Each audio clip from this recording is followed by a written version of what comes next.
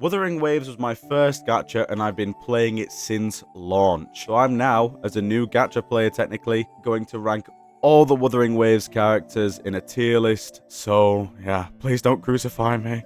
I disappear for 2 weeks and what do I come back with? What do I cook in 2 weeks? A tier list video. Yes, that's correct. How original. But it's not like any tier list video.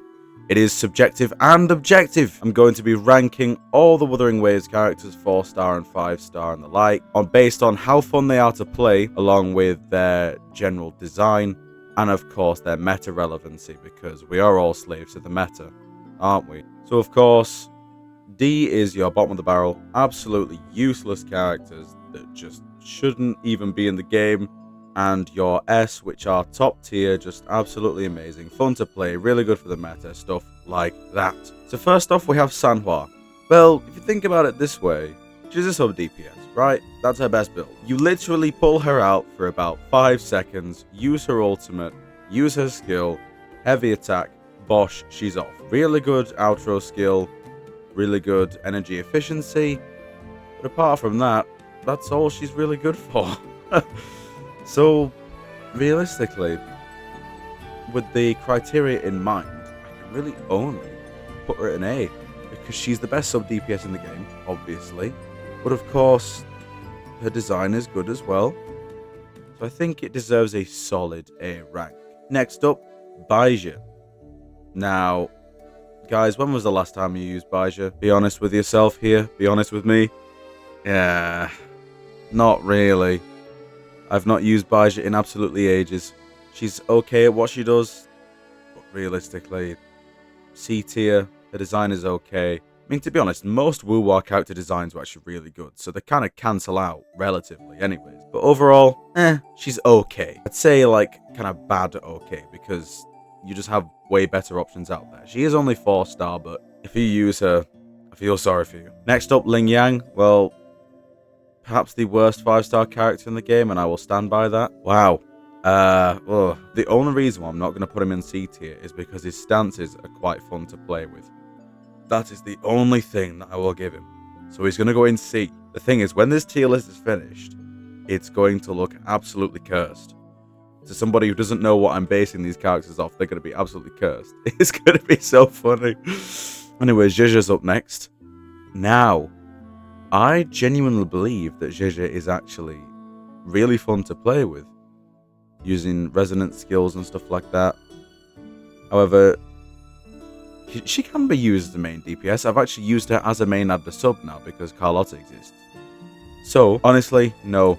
She deserves top tier A, like maximum A, in my opinion. Yoo-hoo?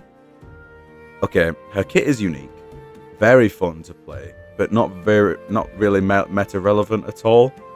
I have seen people do holograms with Yoo-hoo. However, it's very niche, isn't it? Yoo-hoo is quite fun to play, unique mechanics. So I'm going to go high C tier just on her mechanics alone. Actually, do that. There we go. That's better. Oh, next, Carlotta. Okay, there you go. Need I say more? Best DPS, amazing character design, always fun to play, top tier character. And here we have the opposite of Carlotta, Chisha. I don't even understand her kit, so I'm kind of based here, but she seems okay to play. But again, I mean, I've heard people say that her E6 is really good, so I'm probably just going to put her in low C. Yeah, seems okay. Encore next. Okay, I have not played Encore that much. However, her kit is okay. Her damage is okay.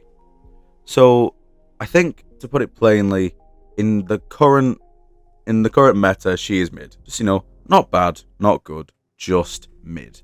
And you know what the middle tier is? B. More Teffy. My guy, sub DPS for Fusion. His kit is pretty good, I'm going to say it. He is probably the second best sub DPS in the game. And he also has coordinated attacks as well, so that new set will work on him. I'm going to say high B. No, if B is mid, Low A. Low A. There we go. Chang Li, the best fusion character in the game so far? Yeah, I'm going to say it. She's quite fun to play. However, she's not the best DPS in the game, but I do believe that she deserves at least a high A, maybe not as high as Yisha. Design is top tier again, which just squeaks her higher than Sanhua. Honestly, guys, this tier list is crazy. Calcharo, well, let's be honest here. There's a high skill ceiling with this guy. If you build him right, he's an okay DPS. Again, I'm going to put him as mid. But I'm actually going to put him above Encore just because of the fact that I find, personally, that he's more fun to play than Encore. All you Encore stands out there, I'm so sorry. Yinlin, Electro sub DPS, great with the coordinated attack set that we just got. Well then, I'm going to have to say it, putting Yinlin in 80. Yuan Wu D. I'm sorry. Zhang Liao, I'm going to put him in a firm A because he has pretty good damage. And you know what? I'm going to put him right. Zhang Liao, good DPS. Pretty fun kit. Lumi, apart from the resonance skill damage buff on her outro, is she even useful? I'm not going to lie. She's like low C. The only thing that keeps her out of D is the fact that she has a fun kit with sort of like ranged and also melee.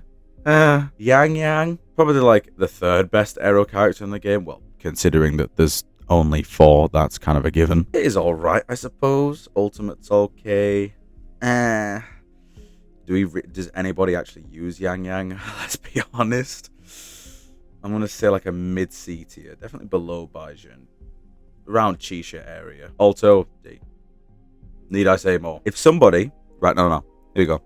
If somebody can solo both of the new holograms with Alto and only Alto, nobody else in the team, then I will put him up to S tier. I will literally make a response video and I'll put him up to S tier. But for now, he's the worst character in the game. And I stand by that. I don't care what you guys say, guys. I'm sorry. You can have your opinions about every other character. Alto is shit. Okay, Jian up next. Honestly, I don't have him. He's the only character I don't have. So far, anyways. I'm not planning to pull Rochia. Jian, I've used him in trials, obviously. He seems pretty fun to play, actually, with this sort of crowd control stuff. So I'm going to put him probably top tier A. Top tier, I think. He's definitely up there. But obviously, to be with the likes of Carlotta, no. Sorry, but there is a tiny bit of, at least, gameplay power creep going on. Jiangxin, solid B tier character, in my opinion. Definitely the best out of these 3. Now, it's funny because I did make a video saying which standard 5-star character was the best, and I put Encore as the best, but she's the worst on here.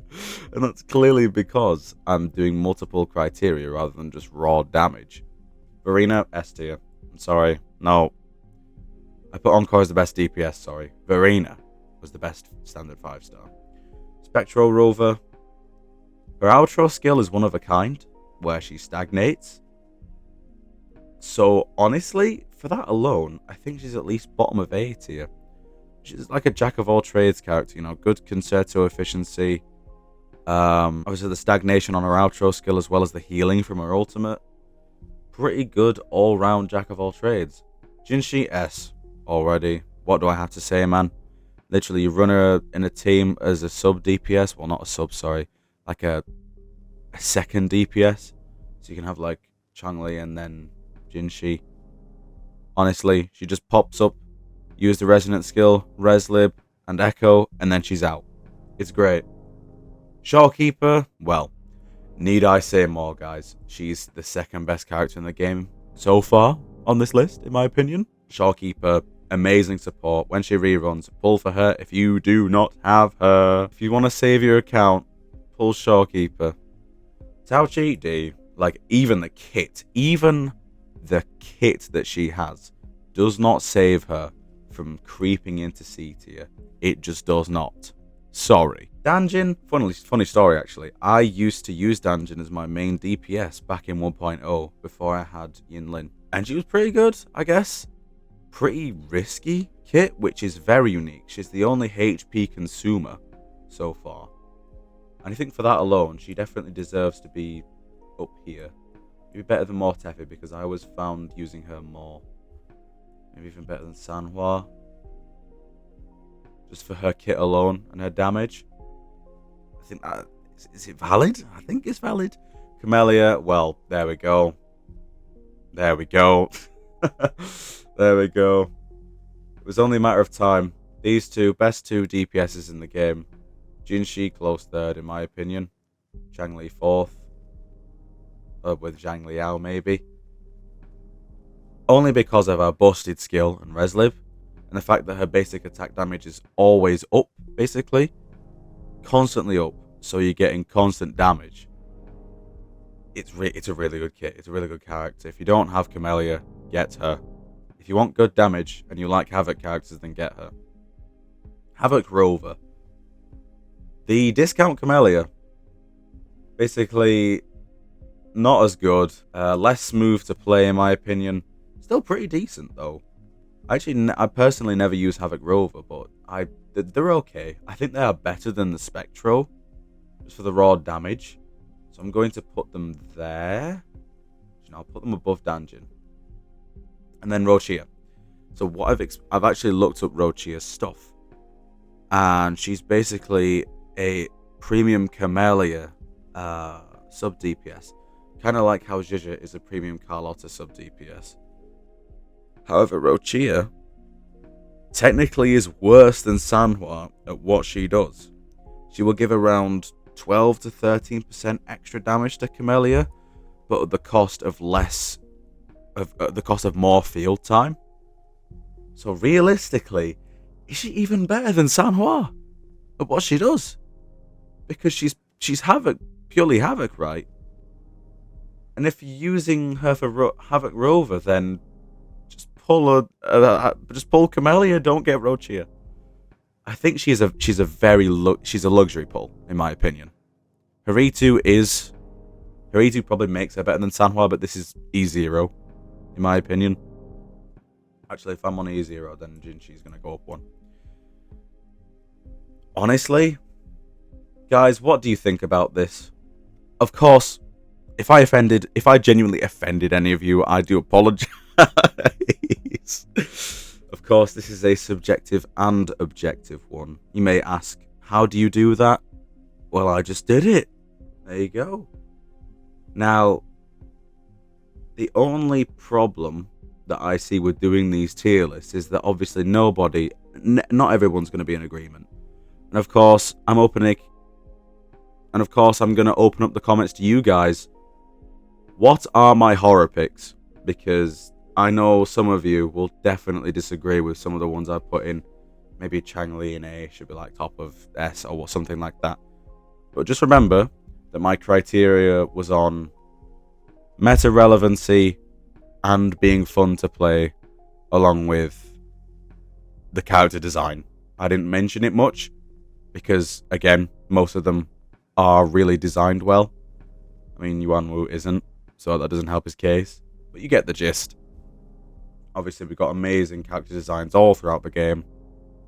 So yeah, I do think that that's the tier list done. I agree with my picks.